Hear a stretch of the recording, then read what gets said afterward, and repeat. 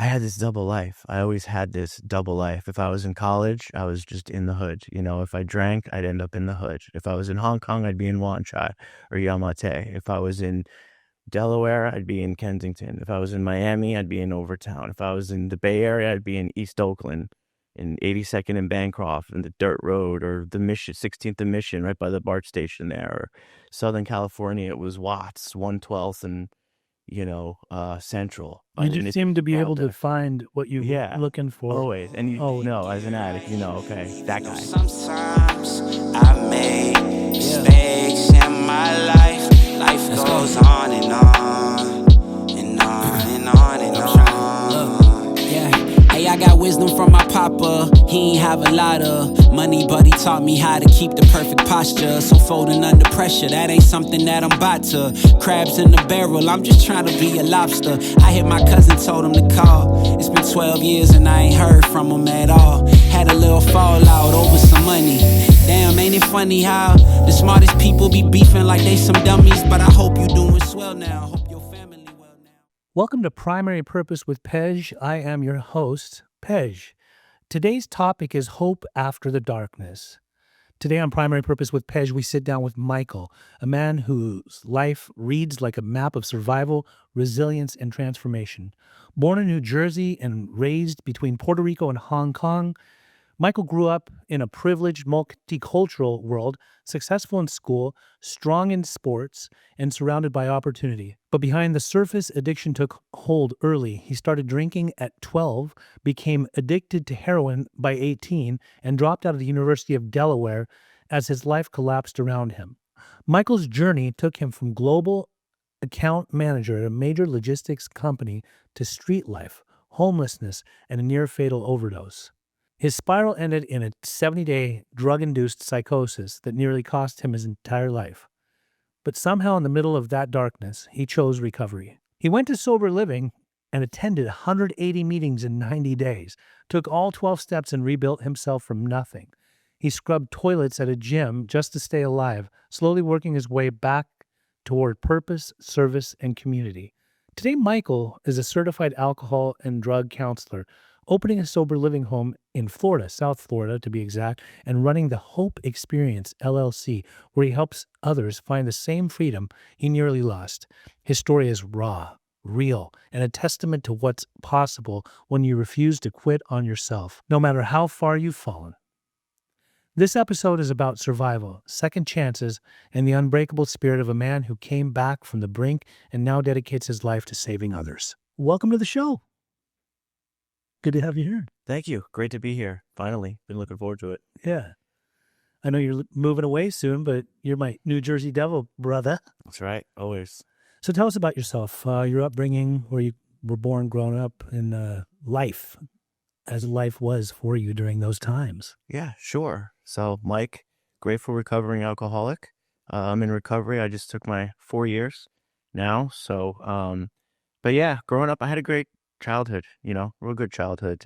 Grew up in New Jersey, and my dad was a mechanic, and my mom worked as a secretary for a shipping company, ocean shipping. And my dad was an alcoholic. So his alcoholism, my mom just had enough, and they divorced when I was 2. And she remarried eventually a few years later to my stepdad, who was in ocean shipping. He was an executive at that company.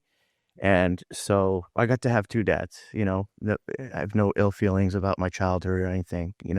My dad was great. My dad, taught me, because I got the best of both worlds. So I got, to learn how to fish and hunt. And we had a cabin up in Maine, and taught me how to dirt bike and all that stuff. I was working construction when I was 6. I had calluses on my hands. And then from my stepdad, I got, he provided. They both provided, but he really provided. I mean, once my mom met him, it was like going from public schools and living in a mobile home park, with my mom in Really? Jersey.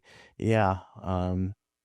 To then we moved to Puerto Rico, and then it became like private schools. And then we eventually moved to Hong Kong.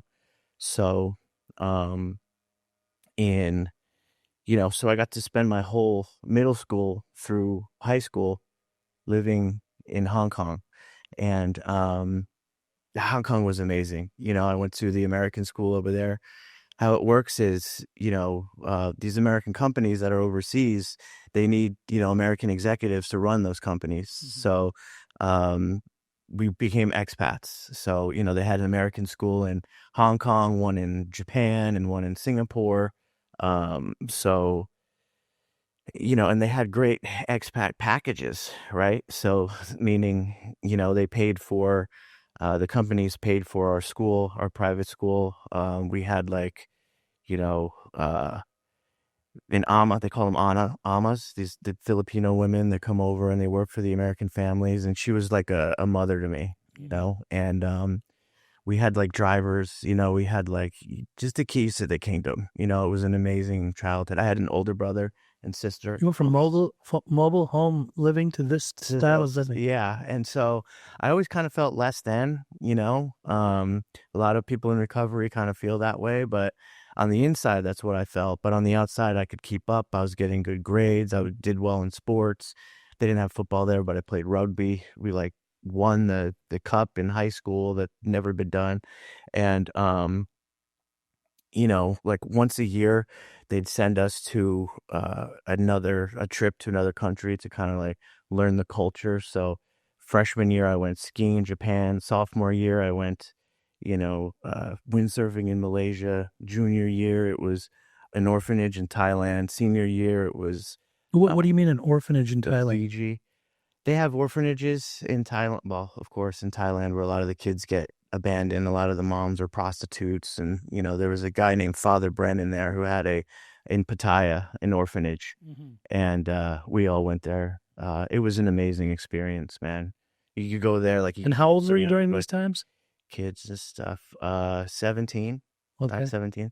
But all the while, it was kind of like an unspoken thing when we moved away from the States overseas. Yeah. To that as long as we did good in school, as long as we did well in sports, then we could go out and party, And Hong Kong is a place where like there's a drinking age, but it's not enforced. Like, for example, in 7th grade, I walked in to 7-Eleven with my buddy at this place, Repulse Bay Beach, and got some Strawberry Boone's Farm alcohol, right? So that was my first drink. Yes. And so in 7th grade, we're drunk, and then by freshman year, it was drinking, and, I was not doing well in school. So my parents got me tested, and they said, like, what's going on? Why isn't he doing well in school? And they found out I have a 119 IQ, but I have dyslexia and ADD. So they said, all right, well, he's getting into trouble. Let's send him to boarding school. So off I went for a year to this place, Trinity Pauling in Poughkeepsie in New York. Okay. And so they focused on how to learn, right, with these learning differences.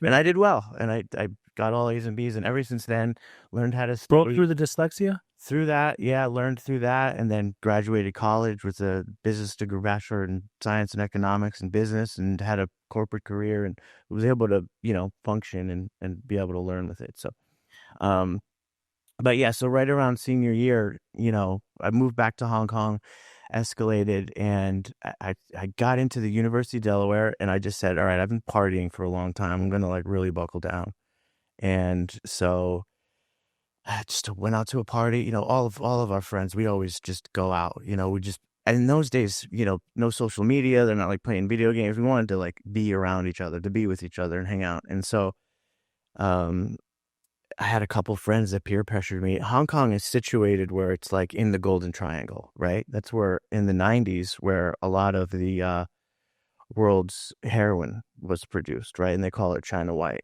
So they were doing some lines at this party, and I was like, no, I'm good. But it was like, you were getting like the heroin straight off the assembly line right there. They called it number 4, which means like in Chinese feng shui, 4 is death. It was like 94% pure. I mean, you could just snort it. We'd go to this place, Southern Playground, in this place called Wan Chai, and some lady would come up or some guy would come up and spit it out of their mouth and be in like these little straws. And we get them and just go that way. But, but anyway, so I was there and I just said no like 3 times. And finally, I'm like, fine, just give me one line, right? And I do one line and I was like, where has this been? All the, feeling less than, and all that went away, all that chatter in my mind, any physical pain that I had from rugby went away, and I was just in the moment, and it was like a warm hug from God, really. Yeah. And That's like the best description of like how that feels. it's how it just was, and A warm hug from God. exactly, yeah. And so the next weekend I met this girl. She was gorgeous and like Eurasian, so like German and Taiwanese, and Yeah. like couldn't figure out. I had an idea, but every time I was around her, I felt great, like love, like euphoric. Every time I was apart, like I felt sick. I was like, I guess this is what love sickness is. I really want to be with her, right? Mm-hmm. It wasn't love sickness, dope sickness. So What it was. So maybe it wasn't a warm hug from God. Maybe it was a warm hug from Satan. exactly. So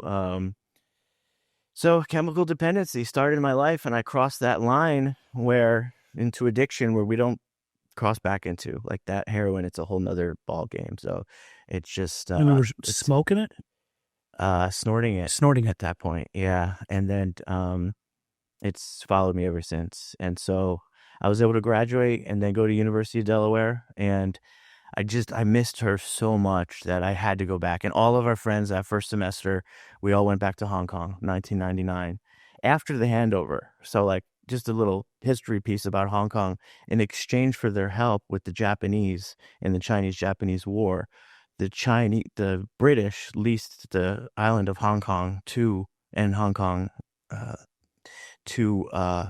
the British for 99 years. Mm-hmm. So in 97, that was up. So everything was in English. If you had a street sign in Hong Kong, it was half English and half Chinese. So, but I loved Hong Kong and I wanted to go back. And so all of us went back, and I met the girl again, and I worked for her stepdad running packages from Hong Kong to China, right? And some toy packages. And I'm coming out of work one day, and on the ground I see all expense paid trip to Bali, right? And so I ran into my old driver, and I called him, and I borrowed some money from him, and we bought these tickets. I asked her mom, I said, can I take your daughter, right? And at the time she was 16, I was 18, right? And she said, no, absolutely not. The stepdad said no. So I went and got the tickets, and we went anyway. We stopped by Southern Playground, and we got some straws, and we took it with us through Singapore. So we're on the plane in Hong Kong, and we're not taking off. And I'm like, uh-oh, right? But finally we take off, and we land in Singapore. And we're waiting to get that connecting flight in Singapore, and I hear over Michael Williamson, come to the nearest security desk. I'm like, oh no. We just got out of the bathroom. We were like, doing lines and stuff, right? But so the security guard says, this guy in Hong Kong says that you have a stepdaughter, you're underage, and he's addicted to, opiates, and she's going to need her medication, and we don't want you getting in trouble. So meanwhile, we're in Singapore. I'm like, and Singapore is there's like no tolerance. Going through high school, there was this kid, Michael Fay. I don't know, some people may have remembered on the news where he was vandalizing. He was at the American school in Hong Kong, or Singapore. And so we all knew this family, right? And he was vandalizing and spray painting cars and stuff, and they caned him like 12 times. And the cane is like a long bamboo stick with spikes on the end, and they were ripping like chunks out of his skin. Like Clinton was trying to get him out of it and everything, but wow. Yeah, so it was a big deal. So I'm like, I'm gonna get caned, right? So, but with the heroin, it's like cools you down, cool, calm, and collected. I said, this is not her stepdad. This is her jealous ex-boyfriend. I love this girl very much. Let us go. And they let us get on the plane. You talked your way out of it. Talked my way out of it. Yeah. Actually, when I went to security, we were on the plane already. We were in the bathroom doing lines when they knocked on the door. And so they let us get back on the plane. And so we landed in Bali, and we saw a customs official. This is before 9/11, and we bribed him, and he got us in to pass through customs. And so, after that trip, I never saw her again. She ended up having to go to boarding school in Australia, and she has a great life now, kids and everything. And but for me, I went back to the States and never went back to Hong Kong again. But getting back to the States, from that to Delaware, it's like I'm in Delaware, So, of course, with an addiction, I found the closest like ghetto, the closest hood, which was Kensington.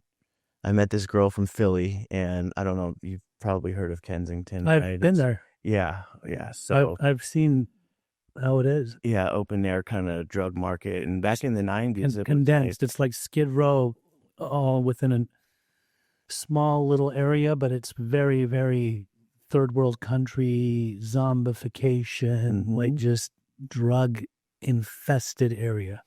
yeah. So you're talking white kid, 18 years old in the hood, and jump on the Northeast Direct from Wilmington to 30th Street Station in Philly, hop on the L train, get off Allegheny Ave, walk to Wishart B, and boom, you're getting your bundles. It's in these little blue wax bags of China White again, right? And so I lasted like that for maybe into my sophomore year before, it got bad and I had to go to rehab. So that was your first time going to rehab? First time going to rehab. By then I was like 20 years old, and went to Mountain Vista Farms in Northern California in Sonoma County. Wow. Valley of the Moon. Yeah. And for sobriety, it was in July of 2000, and I was able to put together a year. And my parents had moved out here for shipping in Oakland. So I ended up, getting out of there and going to St. Mary's College and played rugby there. We were in like the Sweet 16s in New York and everything. Our coach came over from Cal, but I got an injury. I tore my shoulder, but then they were doing the OxyContin thing. Yeah. So I got addicted to that, and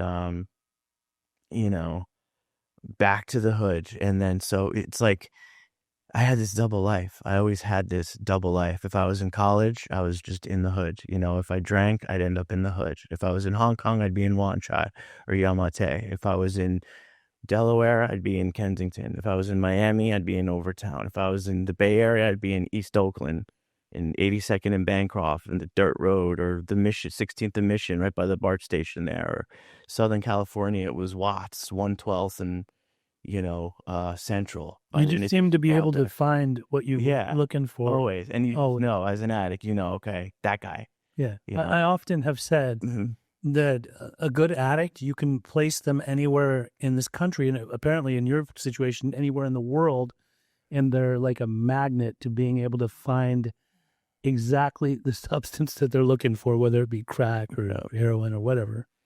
Yeah, absolutely. So, back, to East Oakland, but out in California, you can't snort it anymore. It's that black tar heroin much different from Mexico. Yep. And so you got to shoot it. So that's when I started getting into, shooting heroin. Yeah. Was there a fear of putting a needle in your body, or you're already too far gone to even care about that? You just wanted already high, didn't care. Yeah, at that point. Or I tried it another way, it didn't work, and the drive to get high was stronger than care about living or dying. Sure. So but ended up going to rehab like a couple months before I graduated. It was the hardest thing I ever had to do. I went into detox with like 7 classes, failing all of them. And like I was like bribing my teachers, giving them apples, cherries, oranges, watermelons, like whatever I could to pass. And somehow I passed, right? And got clean for like this 6 months. And then right after, of course, didn't really practice any kind of recovery program or anything. And that obsession that they talk about just never left. And got arrested for having a needle, and it was a goofball. It was loaded with heroin and cocaine. I might have died. Like, so it's there like things intervening, to keep me going. But that scared me straight for about 4 years. After that experience, I got out of jail, got a job at Enterprise Rent-A-Car. They hire a lot out of college, did well, loved it. But then at a company awards event in Orlando, like they rent out Orlando and they sponsor it or Disney World in Orlando. Sponsor it by Budweiser. And I was like, you know what, if I can't beat them, join them. And I had 4 years clean and sober. And Well, you'd put that much time together. that much time together, worked a program for maybe 2 years of it. Seriously? Never gave back what I was given though. Yeah. Never helped others with it. So I forgot and I didn't have a purpose and I thought I could drink again. So I drank, and on my first drink I got into the Jägermeister at this company event, and I got into an altercation with a taxi driver. I think the founder of AA had the same thing happen to him. He lost a job that way. Yes. And so got fired, but then parents again stepping in. This is a theme. Whenever I was in trouble, if I was in trouble in Hong Kong, I ended up enabling parents.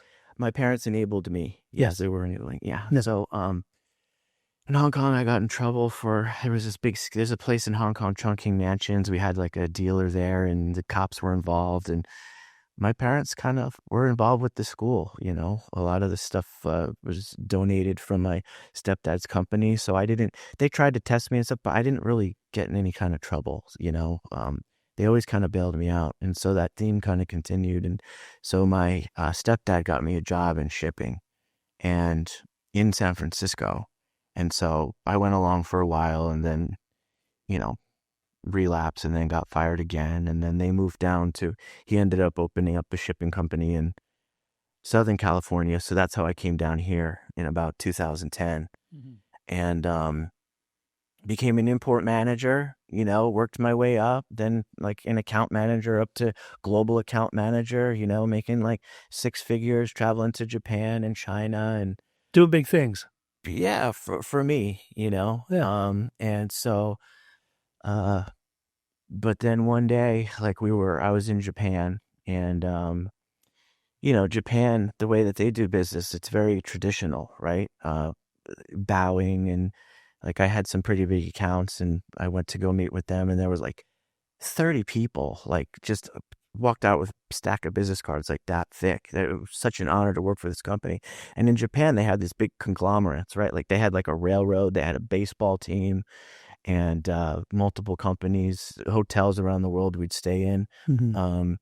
But like they had accepted me into their family. It was like I was getting jumped into like my Japanese gang, right? And they're like, this is what you have to do, okay?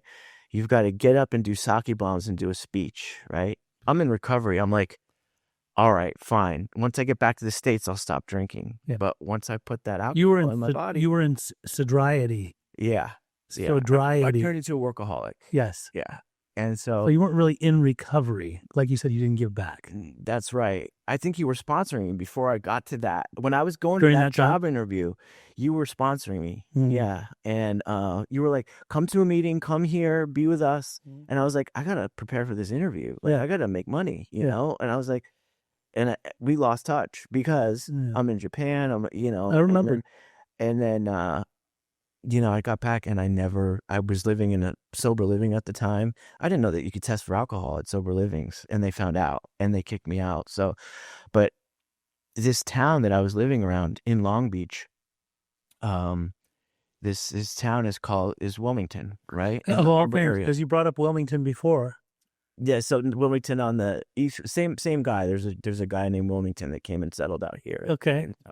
So and Wilmington is right next to Long Beach. Right next to Long Beach. Very right? Industrial. Yeah, right in the harbor area. So that LA harbor, that port, that twin port of LA Long Beach is the largest port in Americas. Yeah. So that's where I was for shipping. Right. And so, but I had this double life again. I met a girl, and she had 6 daughters and like 4 different baby daddies, and some of them were in gangs. And so I had this double life. I know who she was. Yep. I know the name. Yep. The nickname. Yep. That's right. And so she showed me this whole life that I thought only existed in rap songs. I was like, they really have gangs? Like there's Bloods, Crips, East Siders, West Siders. And you got this white boy from Jersey just up in the mix. This is awesome. Right. Yeah. And fascinating, especially. Yeah. And I get to like hang out, and I'm like now like associated and can, so I became like a driver. I had like my little niche, like she would be in shotgun and we drive from here to there, pick stuff up, drop it off. You know what I mean? And, but I couldn't sustain both worlds, you know? So, I ended up they ended up having to let me go. It was like a mafia hit. They had like the vice president of the company, and I saw him, and I was like, oh, what's this guy gonna chop my head off with a sword or something? But like they fired me, and I ended up moving in with the Bloods, right, at like the trap house. And Wow. so and then I even got kicked out of there, just from just doing stupid stuff. And I ended up out on the streets, homeless in Wilmington, right? And doing the deal.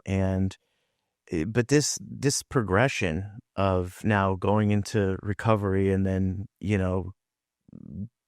falling off and relapsing, going back to the streets. I kept going back to this town for like 9 years to where You were very addicted to Wilmington. I was addicted to Wilmington as well. And like I felt like a sense of belonging there, which I think it's an innate human instinct to want to belong somewhere. Yeah. And I felt it was like looking for love in all the wrong places. Like I even had one of the Harbor City Crips tell me like, why don't you just be yourself? Like, why are you trying to be a gangster? But you're not from here, Yeah. Because I remember I asked the Bloods, I was like, can I get jumped in? And they're like, no. Why? Because you didn't go through what we went through. You're not from here. Yeah. Then I went to they're like, no, not with them. And then, with the East Siders, and,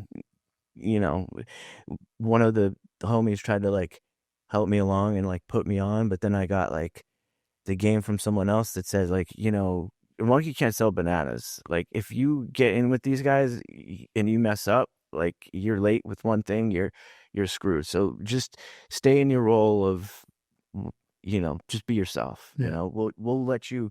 Now, what you're were out you here what and were do you what you wanna driving do, but during just these times, Mikey? BMW. Yeah. So Around with you were being a driver in that type of car? yes, because no one's gonna suspect a white boy in a BMW for No. So never if you get away with it. So Yeah. So we'll get into that part. So this is where this is where the change starts to happen. This is where my bottom starts to come in, right? Where I hit bottom. And so I had cleaned it up for a while right before COVID.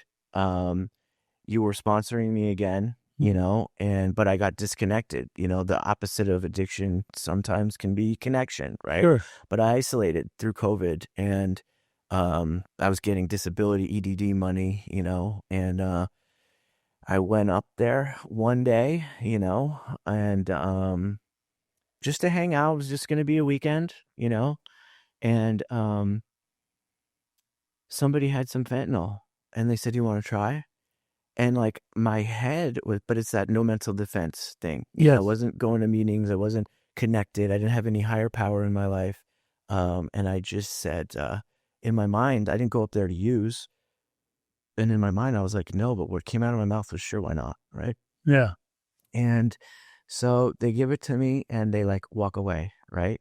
Now I have absolutely no tolerance. I got like 9 months clean at the time. Right. And, with fentanyl, it's kind of like this thing where it's so strong that you're supposed to like really, if you're going to do it, like try, like take like one hit and then blow it out. I took a huge hit, held it in, and then another one, and then a third, because I want to do as much as possible. Yeah. And all of a sudden I just woke up on the ground, and they're like, we had to Narcan you twice. We had to give you, CPR, and you're lucky you came back. And after that day, I never went home. Like, I'm the kind of alcoholic and addict where I'll say I'm going to the gym for an hour and I'll be gone for 9 months. And so that's what happened. I was homeless in Wilmington under the bridge on PCH in Alameda. And it's just lined with RVs on both sides and tents. What was your car? I left it's like Lucky Charms. They're always after my Lucky Charms. They're always after the Beamer. They're always after my car. Yes. So I parked it at my mom's. It was in Ladera and Ladera Ranch. And so I'm out there and, I wore out my welcome, like I go to one group of people and mooch off them, and then the next one, and soon everybody was like, just get out of here. Yeah, they don't want you around. So, and some of it was like tough love too, like this guy's gonna die, we gotta like get him out of there, because one of them even came like, hey, we like had a town hall meeting about you, about what we're going to do with you. Like, we like you. We don't want to like kick your ass. We don't want to, but like, we will kick your ass if you don't get out of there. But we'll give you this. You're tough. Cause I think I got in 21 fights when I was there. Really? My record's 17 and no, like I could never even imagine you. 5-21. Like I lost 17 fights. 5-17. You were just getting jumped by these thugs?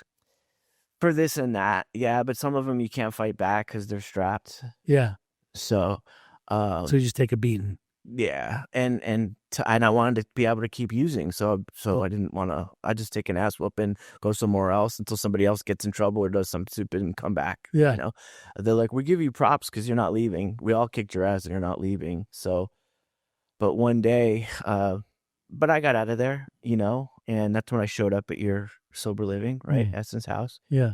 But I didn't land the ship. I came in for landing, right? I remember. I got my phone back and then I had some money on my account still. And one last hoorah. It's always that one last one. I didn't get when I came in, the issue was I didn't get my one last hit. I was going to get it, but I put it on the ground and this guy swooped it up before the Uber you sent me got there. Yeah. And I was like, oh, I want to use again. Right. And so,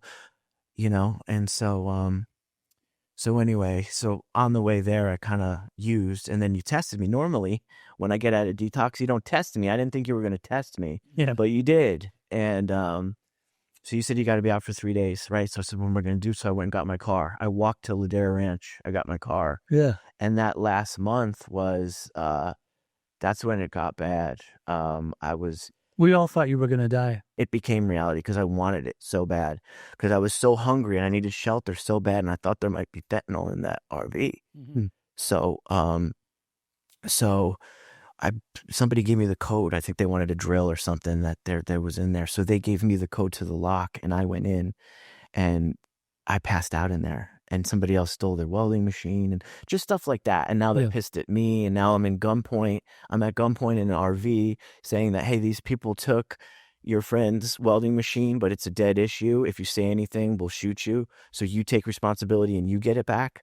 So I was stuck there for like a month trying to get up $300 to get this welding machine back. And as a fiend like me, like I never wanted to get a felony. So I never wanted to like do the Home Depot thing or prostitution or a monkey can't sell bananas, sell drugs, right?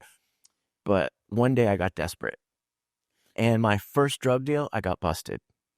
So now I got a meth sales charge. And they took me down. They wanted a name from the guy who did it. I learned about myself. I did not give the name, right? And so I told him the story. I said, I met this girl, different baby daddies, parents are in shipping, and run Phoenix terminal down there, and the president of this big company, and they put a lot of money into this town, and I would need to go to detox. And that was my first drug deal, and I got busted, and they started laughing, right? So I was like, oh, okay, they're laughing. And they're like, tell the sergeant the story. Told him, he came down, and he's like, sergeant goes, he laughed too. He goes, this is what we're going to do. Because of COVID, we're going to let you out. Normally felonies have to do something about it, but get out of Wilmington. We'll give you 1 week. If you see you around here again, then we're going to do something about it, right? So they let me out.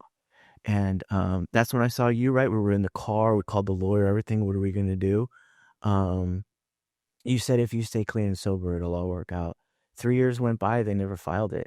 That's what they meant. If I got in trouble, they would have filed it. They didn't. But so anyway, so this is what starts happening, right? And so I get desperate and I loan my car out to,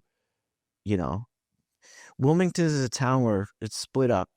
Most towns are like this. You got Avalon. Everybody from the east is east side Weemos, right? Everybody west side Weemos. And then you got east side Payne in Ghost Town, right? And then Harbor City Crips. So I'm there. And so one gang, I said that I would lend them the car, right? I said I would sell them the car. And they gave me like a 20 bag of fentanyl, right? And I said, but on the other side, I want to buy the car back for my EDD money, right? $2,000, right? So, but they tore the note page off when they went to the DMV to transfer my car title over. But I knew they were going to try to hustle me, so I went and hustled them first, right?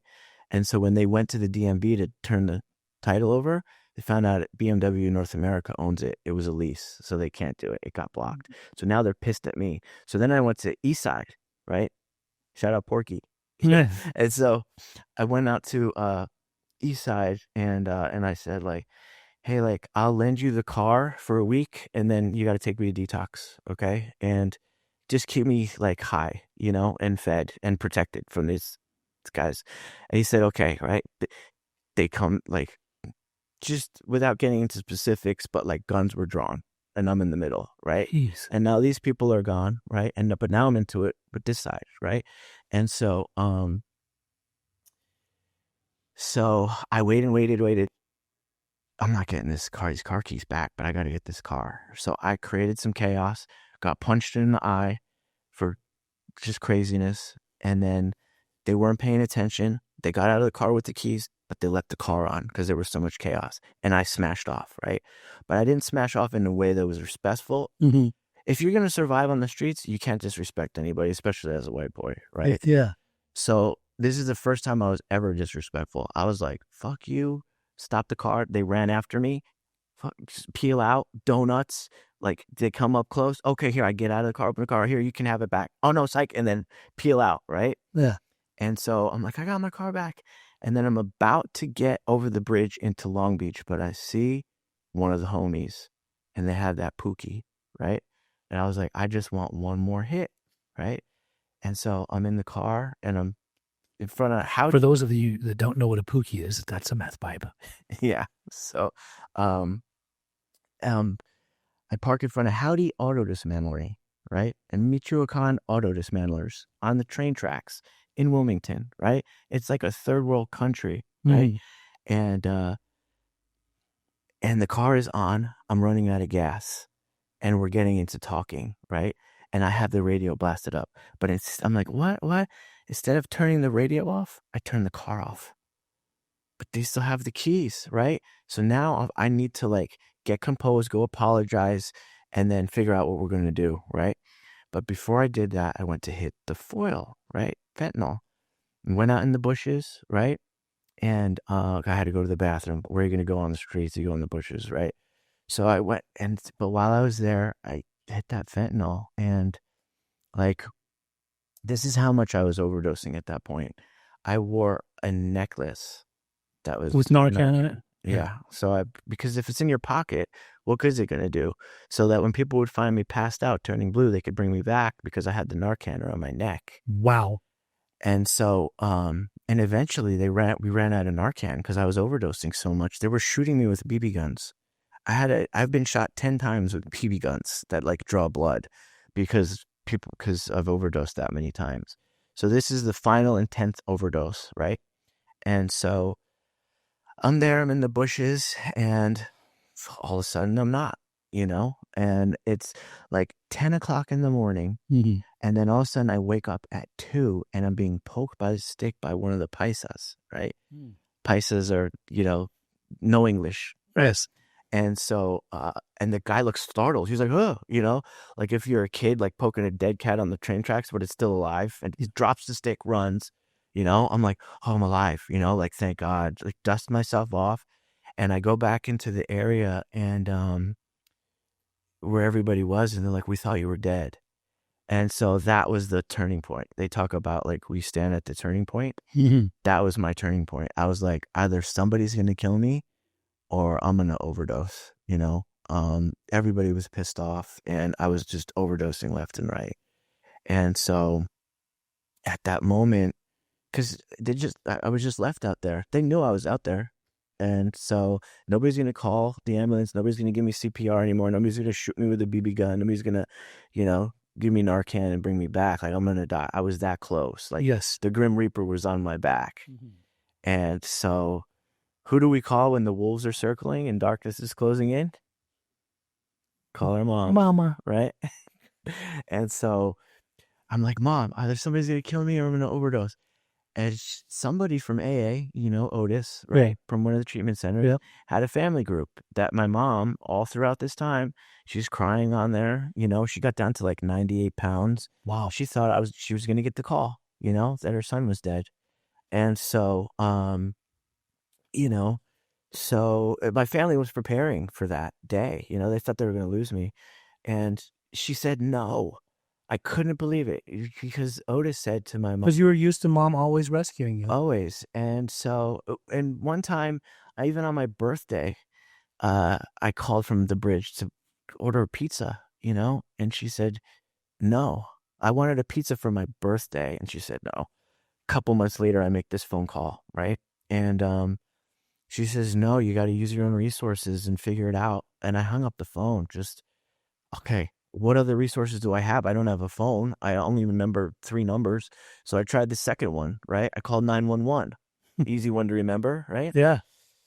Ambulance, fire department, and the police. They all show up and they say, we can't help you. You're not dying right now. We got people getting shot. We've got people actually in the act of overdosing, So now I didn't know what I was going to do. So I walked to College Hospital from Wilmington, which took about a day. And I was wearing shoes that didn't fit. I would limp 10 feet and sit down. But I finally made it there. And they said they didn't have any beds and that I had to use my own resources and take personal accountability, which is the same message I was getting from 6 different parties. I'm like, is that odd or what? And so I'm getting the same message through all these people, right? What I know now, what I didn't know then was it was God, right? Yeah. And so I had one more number and I went back in. They're like, oh no, we already gave you 2 meals. We gave you your resources. You got to go, And I was like, wait, I need to make one. I said the magic words. I need to call my sponsor, right? And they said, oh, you need to call your sponsor? They're like, okay, you can use our phone one more time, right? So at that little intake area at College Hospital, I asked the little lady behind the desk, could I use her phone to call my sponsor? And she said, okay, you got 2 minutes, right? And they're watching me, but don't leave with that phone, And 949-751-7761, right? I called my AA sponsor, right? And so it wasn't the ambulance, it wasn't the fire department, it wasn't the police, it wasn't my mom in that moment that got me out of hell. It was someone in AA, someone in recovery who saved my life. And all along, even with Otis telling my mom, she said, if you keep enabling him, he's going to die. But if you let him hit bottom and say no, and if you hold that boundary, he has a chance, And so that's what I had to do. I had to hit bottom and use my own resources and take personal accountability. And the car was gone. And yeah, left that part out of the story, but I probably blocked it out by now. But while I was passed out in the bushes, I woke up and I look, and my car was a frame. It was dismantled. It's astounding taken how vast the parts off. All the parts were gone. No wheels. I'm talking no bumper, seats, radio, catalytic converter. It's amazing how fast they can get apart that whole car while you're sleeping. And it was a BMW, so it was 30,000 miles. Those parts were a hot commodity for whoever got them. Yeah, exactly. So I donated it to Wilmington, really. I was I could stay and explain and get these parts back and possibly die, or I could walk away. And the thing about losing that car was it was a blessing. We never know in life what is a blessing. Yeah, we were so bummed that your car was gone. I was so bummed for so long, and but the thing was that saved my life losing that car. Those guys, by doing that, inadvertently saved me. I wouldn't change it for the world, because if I had that car, I'd be dead. I'd be back up there in no time. They had to have no car, and I had to learn the humility of having no car for 18 months, So, but then I call you and I said, Pej, you know what? I'm done. And I don't think you'd ever heard me say that before. Yeah. Right. And I said, you're my last shot, my last hope, my last chance at this. And he said, okay. And he said, I'm going to send you an Uber. Right. And it's don't stop anywhere this time. It's come straight here. So I get up. You test me again. Right. And I was in bad shape. I was in a psychosis. Yeah. Out on the streets, I think I went almost a month without a shower. I'd go 10 days regularly, 5 days regularly without sleeping. Everybody else had an RV or a tent. I was under, a container getting scabies, actually under a container that my stepdad is the president of the company. I'm sleeping under a container. Wow. Yeah. I talk about irony, right? Mm-hmm. And so, So I got in there and it was psychosis, right? Drug-induced psychosis. I thought people were watching me. I You think you saw the video that I I posted on saw a Facebook? video. You went live on Facebook a couple times, I think. Yeah, You were like in a July. whole other world. Yeah, 4th of July, sucked up 150 pounds, Yeah. you know, I was like, this guy's shot out. 70 pounds lighter. Yeah. I had a lot of people that were messaging me saying, "Are you watching this?"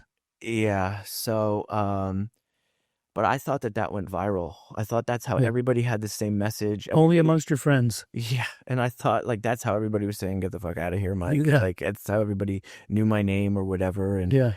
you know, and so 70 days later, when I finally got out of my psychosis, I think I'm going to have like 7 billion views. I had like 17 views. And it was a relief because then I didn't have to like wave at every car going by, Yeah. you know? And so like there were cameras in the house. I thought that you were selling them to the internet and broadcasting this live as like a reality show. Yeah. You were in psychosis for a good 3-4 months, maybe? Yeah. Well, actually 70 days until I got my phone and then it popped that I'm not like a viral YouTube sensation. Yes. And so,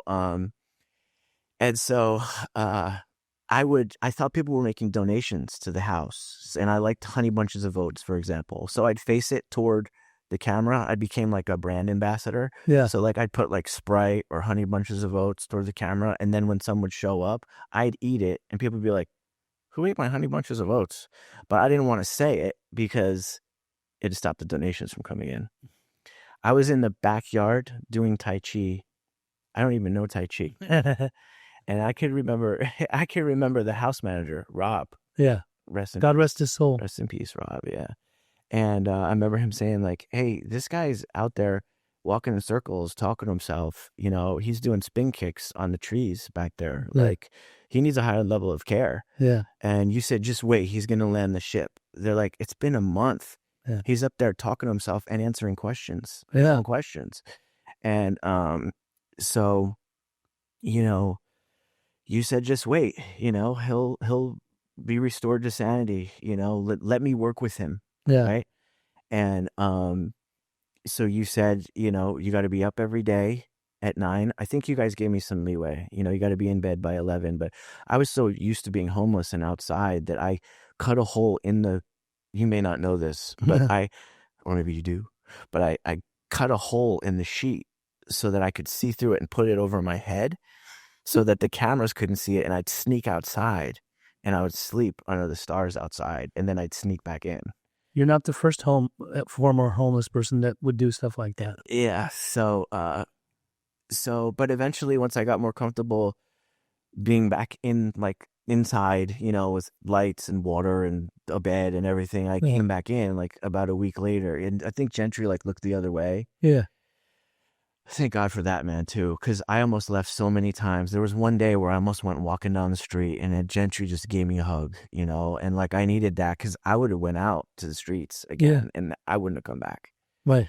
So it's recovery's been like that, just like God putting people in my life step by step exactly when I needed it. And so, you know, so I went to meetings, you know, I was up doing chores by 9, and then every day, you know, I had to go to a meeting. I went to like 180 meetings in 90 days, Yes. right? Getting rides. Somewhere along the way, someone in AA helped me out. You know, I was getting rides to meetings. Jack would take me recycling, you know. Then finally I got enough to get a phone. And then I got a phone, you know, and then I got a bike, you know, eventually. And then we had a time from 9 to noon, study hours. Yes. We had to be reading some recovery related or working on literature, projects, right? yeah. So I got a sponsor, Jensen Yeah. Bollinger, right? Yeah. Shout out Jensen. Yeah. You know, this is God putting people in my life. I found out through Jensen. I found out, why am I going back and looking for love in all the wrong places? Like, what makes me want to go like chase like, you know, street women and run from gangbangers and like, you know, just looking for love in all the wrong places. Facade, like a fashion. Yeah, and it's because like in the addict, it's like we have these 3 basic instincts, for life, and they're amped up, right? Yes. and they cause us to act out in these character defects and selfishness and inconsiderate. And I found out I had a part in that too. And, and so, I wanted these instincts. I wanted to be part of something, part of, socially, wanted some sex relations, and I wanted some security, but was looking for it in the wrong place that was not safe. And so that's what I learned from him. And and slowly, during those times from 9 to noon, I wrote. Step one is the powerlessness, right? Yeah. And I learned that. I already did most of that out on my run. I'm powerless over drugs and alcohol, and my life's unmanageable once I put it in my body. All bets are off, I'm bodily and mentally different from my fellows. Like, I'm different. I can't drink. It has a different, it acts differently on me. It's an allergy, a physical allergy. It's off craving. And then the mental part, it's an obsession. I start even when it's not in my body, I obsess about it for a certain amount of time until I get it. That doesn't happen in normal people, Yeah. And so I have to do things to be able to keep that at bay. And so for me, how I've done it was, and how I came out of a psychosis was, I wouldn't recommend this. Everybody's different. But for me in my life, I've carried 3 different mental health diagnoses. I've had bipolar 1. They tried to put bipolar 2 on me, and then major depression. I don't roll with any of those now, after You don't have after these steps. No. you're on medications for any of those? I don't agree with or accept the diagnosis. I have. So maybe you're misdiagnosed. I believe so. Yeah. And a lot of it was kind of method acting to get disability benefits, because you get longer disability if you say you have mental health. Substance abuse. SUD is only 90 days. Mental health is 100 for state disability in California. But if you start acting that way, you start to believe it, and everybody else is telling you they want to prescribe you meds. So you kind of it's like kind of weaponize your mental health. Yeah. So for me, what I did, I've been on 36 different medications, and I was really depressed though at a time. I remember. I'd call you. I'd be like, Pej, I can't get out of bed. I have 6 months. I don't even want to get out of bed. I just want to watch Netflix all day. I don't want to do anything. Yeah. That anhedonia with the meth and the lack of dopamine from all the opiates, And so, but this time it was different. I got into action. You saw me in the garage one day, and you said, you don't seem that depressed this time. It's like, I don't have time to be depressed.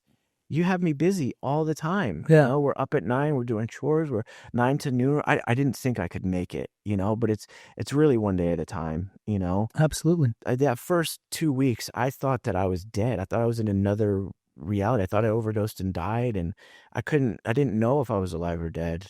But I slowly, after that, the step 1 was just information that I needed on my last run. So that step 2 came to believe I could be restored to sanity. I saw others being restored to sanity. And what they mean by being restored to sanity is, the Latin root of the word sanity is wholeness, right?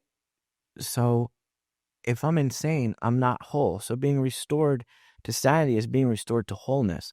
And I did that through the 12 steps. I didn't do that through any kind of medication. Yeah. Right.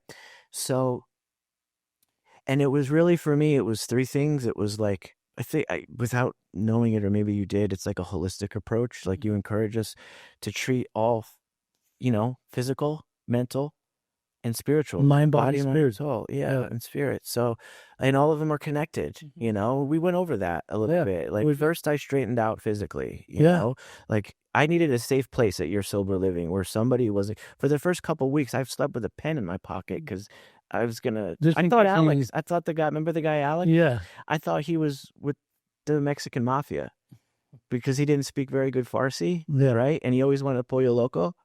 So I slept with a pen in my pocket just in case you needed to shank someone. Yeah. So but yeah, so I did that through the process of the steps. That being restored to wholeness was, and it wasn't a an addition, it was a subtraction. It was a reduction. Yeah. It was removing all the barriers that were preventing me from connecting to others, connecting to myself, being whole, Right. and connecting with a higher power. Well, yeah. And so it was the step 4 they talk about. It's removing all the fear and the anger and the resentment, finding my part in it. You know, I had a lot of things in my head that I thought were true that were not, you know. I became more in line with the truth through the steps. You know, like all my bullshit kind of like disappeared, you know? And so that's how I was able to it really helped my mental health and get back in line with reality, truth, and sanity. This all speaks to me. This is great stuff. This makes me think more and more about all the countless families that find me, and we're trying to assist and help all throughout our nation and globally even, who have loved ones in very similar situations to what you were caught up in. And I'm going to tell them all to watch this episode so they can get some hope and see that people do bounce back. People are resilient. People do rejuvenate mentally, spiritually, emotionally. And 4 years is a big deal. I have some questions for you. Yeah. So, and then, you know, then the guilt and shame, the 8 and 9, the harm's done and making amends, Yeah. you know, being able to connect again with family. And, you know, and then the one thing I never did, you know, that first time when I went to treatment and back in 2000 was I never gave it back. In order to keep what I have, I had to give away what I'd been freely given. Yep. But this time I finally started sponsoring others, and There's the answer to it all. yeah, and I had a breathwork meditation and found out my purpose was to tell my story and help others. So I just got out of the corporate thing, and now I went into treatment. I went back to school. I got my CADAC, my certified alcohol Boom. counseling, right? Took a couple years and work in treatment. I give back. I help other alcoholics. You help a lot of every day, people. and yeah, and it helps me stay clean and sober. It reminds me of where I was. It gives me purpose. Yeah. That's my purpose now, to help others. And now I've got my own business. I'm opening a sober living, moving to South Florida. And I'm able now to share my story, give people hope, and help them find recovery and purpose. I love it. I love South Florida, so I'll be visiting you a lot. Yeah, Yes. absolutely. All right. So one of the questions is, what did addiction give you at 12 years old that you couldn't find anywhere else? It gave me a sense of ease and comfort. You know, I was always uncomfortable in my own skin. But when I went to that 7-Eleven that day and got that Boone's Farm, Yeah. that all went away. You know, and then I pretty much chased that ever since in the wrong sense. But like, luckily, I'm able to find that now in recovery. Thank God. Love it. Yeah. When did you realize heroin had taken over your life, and how fast did everything collapse? I think it was right in the beginning, all the way back in Hong Kong. Like, right after I crossed that line, at that point, it was too late. I was like, oh no, I'm in trouble. Like, this is going to be bad. But that was the first thought, because I still had that part of myself. You know, it was still, you know, they talk about this addiction. It's cunning, baffling, and powerful. It talks to us in our own voice, too. But so I lost that voice that, oh no, this is going to be bad. And then it like melded together, and it was just addiction. I got taken away by it. What does rock bottom look like when you're homeless, psychotic, and alone on the street? I think you said it, even in there, lonely. You know, it's no matter who you're around, you feel like they're plotting against you. You're in a psychosis. You don't trust anybody. So the only way you feel safe is alone. You don't have anything. Nobody wants to be around you. You know, people look at you like you're some kind of an animal. You become invisible. When you were in psychosis, did you actually feel, did anything ever cross your mind during those times of the insanity that comes with it, the paranoia, the non-trusting part of your psyche? Did you at times think, I'm losing my mind, I might be in psychosis, or did you not have any idea? Yeah, it was a battle back and forth, because some of the things I know that you're were in full flight from reality during that time. yeah, it's I don't know. I liken it to, like, when you hear voices like that and stuff, to tuning into a chat room. It's almost like a door had been opened, and I'm just like, where is this stuff coming from? And some of this stuff was so wild that it was so hard to believe. Like, Okay. I'd hear my mom's voice coming from like an RV, you know? I I'd be like, understand that. what is my mom doing here? Why do they have her kidnapped? And I'd like knock on the door. I'd be like, Mom. And then people are like, Mike, get away from my RV. What are you doing? And then they'd be laughing at me. I'd be like, oh, thank God. You know, like other things from reality would have to pull me back into reality. Wow. How did you survive 70 days of drug-induced psychosis, and what finally snapped you out of it? A lot of help from other people, you know? a lot of just talking to other people in recovery, and going to meetings, and just all the support.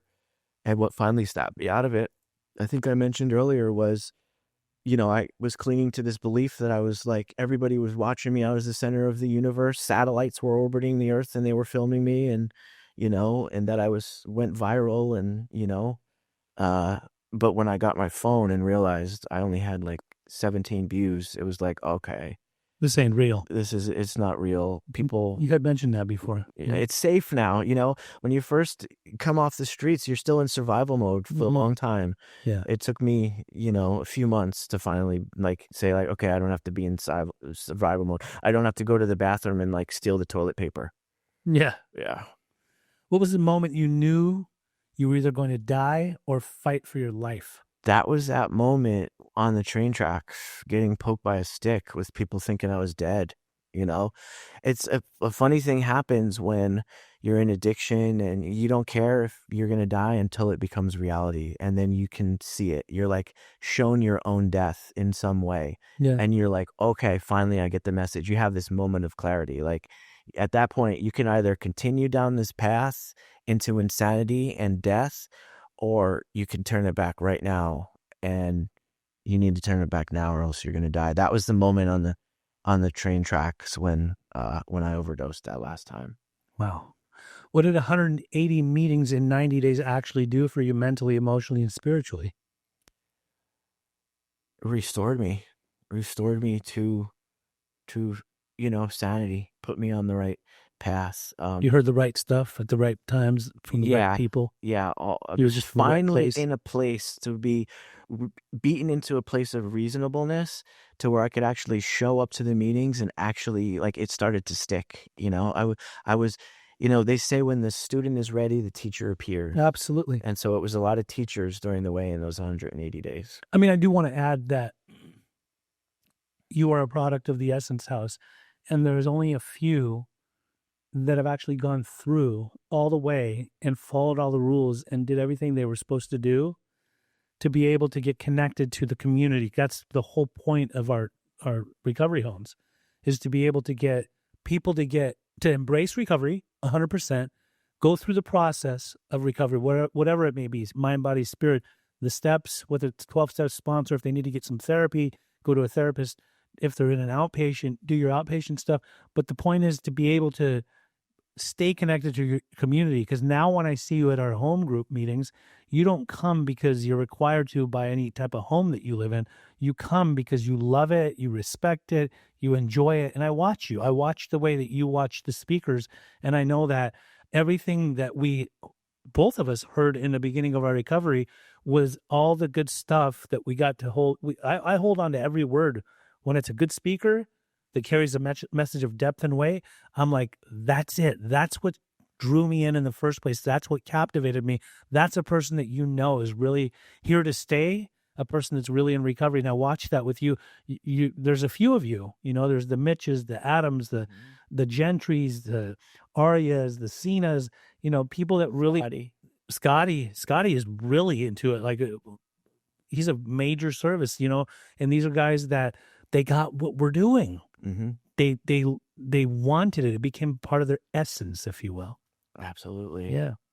What was going through your mind when you went from a global account manager to cleaning toilets to survive?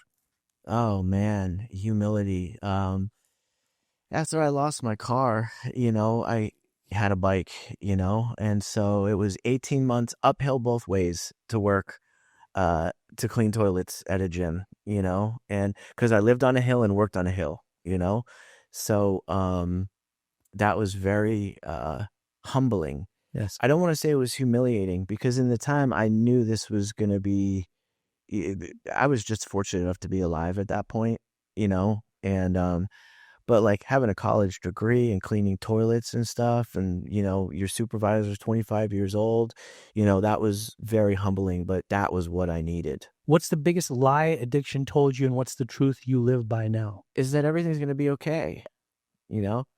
Everything is okay. Everything is just fine. You could be in an RV. I remember one time I was in an RV and it was getting stripped at the time. And I was like, oh, I'll just stay here longer. I'm comfortable, you know? And Mm. soon the whole thing is, and now I'm just on the ground. Oh, everything's okay, you know? Now I'm sleeping under a trailer. Oh, everything's okay because I have you. I have my drug, you know? And it's good. That was a lie. It's not okay, you know? Mm. Everything's okay until I'm dead, right? Yeah, So I love it. How did rebuilding your life one tiny step at a time change the way you see success? that success really isn't, you know, monetary or about material things, you know? Success and resilience is about like it's like the race is long and it's only like with yourself, you know? I think that's a lyric somewhere. And you know, success is like I define success as am I better than the person I was yesterday? Mm-hmm. You know? Because that's the only person I'm trying to beat or one up. Or they say comparison is the thief of all joy. You know? Yes. So like if I'm better than the person I was yesterday, if I'm a good, you know, person, if I'm a good son, you know, if I can be an example to my people and my community and others and pull somebody up the way that I've been helped, then that's a success. You know, if I can fulfill my purpose and be the best person that I can be, Yeah. then I'm a success. Why did you create the Hope Experience, and what do you wish every struggling addict knew right now? Wow, that's a great question. What's the Hope So, Experience? okay, the Hope Experience is my company. It's sober living homes and eventually interventions and group therapy and These will be opening in sober coaching in Florida. in Florida. Yeah. But I went into treatment about 6 years ago, and they brought breathworks in, Chad Pinnell, right? And you know, when you breathe like that, it shuts down this, you know. Yes. That's what I was looking for with drugs and alcohol, to shut down the chatter in my brain, you know, my thought, you know. The Aboriginals, for example, they have 3 brains. They have one in your gut, Good. your heart, and your brain, right? Right. And this is the one they don't trust. Yes. They trust this one and this one, right? And so through that breath work, I was able to shut down those thoughts and turn the volume down, right? And access an area of information beyond thought. So I was receiving knowledge from somewhere, from the source, right? And, you know, we all like it raw and uncut from the source, right? Yeah. So I was receiving that information purely from the source, and it was the message I received was that everything is going to be okay, right? Everything's going to be okay.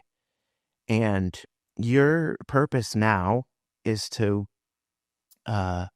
share your experience, to tell your story, and to help others find their purpose, right? And during that time, it was really specific. Like you need to open or I want to, it is to. It wasn't like a sound; it was a feeling.